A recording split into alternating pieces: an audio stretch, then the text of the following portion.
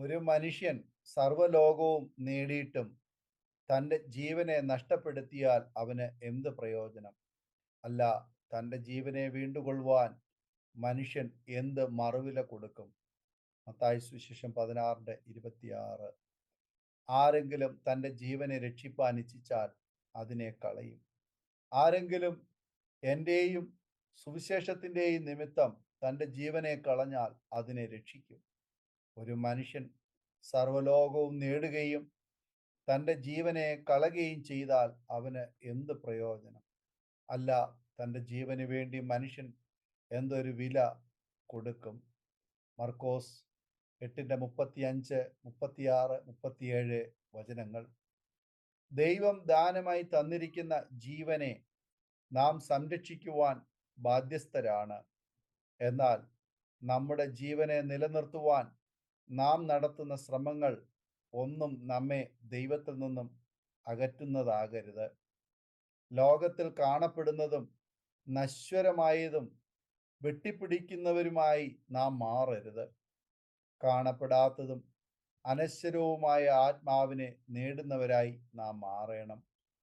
യഥാർത്ഥത്തിൽ എന്താണ് വിജയം? പരീക്ഷയിൽ ജയിച്ചാൽ, ബിസിനസ് അഭിവൃദ്ധിപ്പെട്ടാൽ, സമ്പത്ത് നേടിയാൽ, പ്രശസ്തി വന്നു ചേർന്നാൽ വിജയമെന്ന് പറയാനാകുമോ? ഹോളിവുഡിലെ ഏറ്റവും പ്രശസ്തനായ നടിയായിരുന്നു മെർലിൻ മൺറോ. ലോകത്തിലെ ഏറ്റവും വലിയ സൗഭാഗ്യവതിയായ സ്ത്രീയെന്ന് അവൾ വിശേഷിക്കപ്പെട്ടു. ലോകമെങ്ങും കോടിക്കണക്കിന് ആരാധകർ, ആരെയും ആകർഷിക്കുന്ന സൗന്ദര്യം, വിലമതിക്കാനാകാത്ത സമ്പത്ത്, ആരെയും അസൂയപ്പെടുത്തുന്ന പ്രശസ്തിയും അംഗീകാരവും. അമേരിക്കൻ പ്രസിഡന്റായി കെന്നഡി തിരഞ്ഞെടുക്കപ്പെട്ട ദിവസം തിരഞ്ഞെടുപ്പിന്റെ വിജയാഘോഷങ്ങൾക്കും ഹരം പകരാൻ മെർലിനും ഉണ്ടായിരുന്നു. രാത്രി മുഴുവനും സൽക്കാരങ്ങളിൽ മുഴുകിയ അവർ വളരെ വൈകിയാണ് ഉറങ്ങാൻ കിടന്നത്. പക്ഷേ ആ ഉറക്കത്തിൽ നിന്നും അവർ ഉണർന്നില്ല. ഉറക്ക ഗുളിക കഴിച്ചു അവർ ആത്മഹത്യ ചെയ്തു. മെർലിൻ മൺറോ ആത്മഹത്യ ചെയ്തു എന്ന വാർത്ത ലോകത്തിന് വിശ്വസിക്കാൻ കഴിഞ്ഞില്ല. കാരണം ലോകത്തിന്റെ ദൃഷ്ടിയിൽ അവർക്കൊന്നിനും കുറവുണ്ടായിരുന്നില്ല. മനഃശാസ്ത്രജ്ഞന്മാർ അവരുടെ ഡയറി കുറിപ്പുകൾ പരിശോധിച്ചു. ആത്മഹത്യ ചെയ്യുന്നതിന്റെ കാരണം അതിൽ എഴുതിയിരുന്നു: ഞാൻ ഏകാന്തതയിൽ പീഡിപ്പിക്കപ്പെടുന്നു. ലൗകികമായിട്ടുള്ളതിലെല്ലാം നേടിയിട്ടും ഒന്നും നേടാത്തവളെ പോലെ ശൂന്യതയിൽ മരിച്ചു. നാം നമുക്കായി ജീവിക്കരുത്. നമ്മിൽ ആരും തനിക്കായി തന്നെ ജീവിക്കുന്നില്ല. ആരും തനിക്കായി തന്നെ മരിക്കുന്നതുമില്ല. ജീവിക്കുന്നുവെങ്കിൽ നാം കർത്താവിനായി ജീവിക്കുന്നു.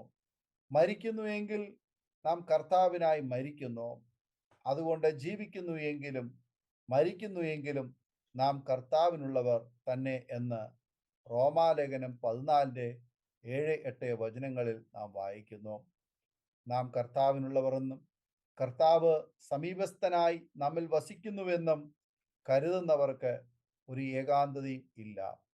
ക്രിസ്തു നമ്മുടെ കൂട്ടുകാരനായി, സന്തത സഹചാരിയായി കൂടെ നടക്കുന്നുവെന്ന് അനുഭവിച്ചറിയുന്നവർ അനുഭവിക്കുന്ന സമാധാനം പറഞ്ഞറിയിക്കുവാൻ സാധ്യമല്ല.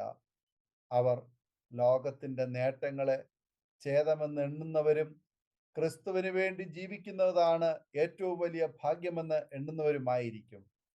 സർവ്വലോക സുഖങ്ങളെയും ഛേദമെന്ന് എണ്ണിയ പൗലോസ് അപ്പോസ്തലൻ ഇങ്ങനെ പറഞ്ഞു: എങ്കിലും എനിക്ക് ലാഭമായിരുന്നത് ഒക്കെയും ഞാൻ ക്രിസ്തു നിമിത്തം ഛേദം എന്ന് എണ്ണിയിരിക്കുന്നു. അത്രയുമല്ല, എൻ്റെ കർത്താവായ ക്രിസ്തുയേശുവിനെ കുറിച്ചുള്ള പരിജ്ഞാനത്തിന്റെ ശ്രേഷ്ഠത നിമിത്തം ഞാൻ ഇപ്പോഴും എല്ലാം ഛേദം എന്ന് എണ്ണുന്നു എന്ന് ഫിലിപ്പിയാലേഖനം 3:7-8 വചനങ്ങളിൽ നാം വായിക്കുന്നു.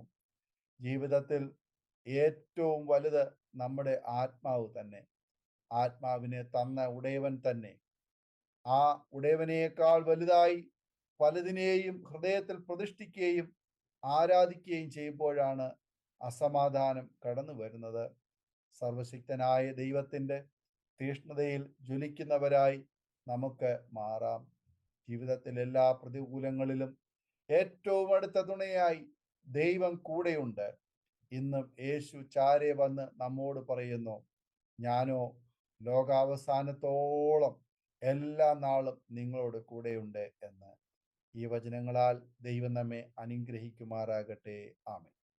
ഓർമ്മയുടെ മനോരഥത്തിൽ മായാത്ത ഓർമ്മയ്ക്കായി അരോമ മാട്രിമോണിയിൽ നിന്നും ജീവിത പങ്കാളിയെ കണ്ടെത്തൂ. നിങ്ങൾ ഒരു ക്രിസ്തീയ ജീവിത പങ്കാളിയെ അന്വേഷിക്കുകയാണോ? അതോ മക്കൾക്ക് അനുയോജ്യമായ ഒരു തക്ക തുണയ്ക്ക് വേണ്ടി പ്രാർത്ഥിക്കുന്ന വ്യക്തിയാണോ? എങ്കിൽ അരോമ മാട്രിമോണി നിങ്ങൾക്ക് വേണ്ടിയാണ്. ഇന്നു തന്നെ സൗജന്യമായി രജിസ്റ്റർ ചെയ്യൂ. അരോമ മാട്രിമോണിയുടെ പ്രത്യേകതകൾ: രജിസ്ട്രേഷൻ തികച്ചും സൗജന്യം. ലോകത്തെവിടെയുമുള്ള അനുയോജ്യമായ ക്രിസ്തീയ ജീവിത പങ്കാളിയെ തിരഞ്ഞെടുക്കാം. വിവാഹം നടക്കുന്നതുവരെ സർവീസ് ലഭിക്കുന്നു. ഏറ്റവും ചെറിയ പാക്കേജുകളും തിരഞ്ഞെടുക്കാം. അരോമ മാട്രിമോണി നിങ്ങൾക്കായി ഒരുക്കുന്നു വിവാഹം പരമാനന്ദം. Email aroma matrimony2020@gmail.com.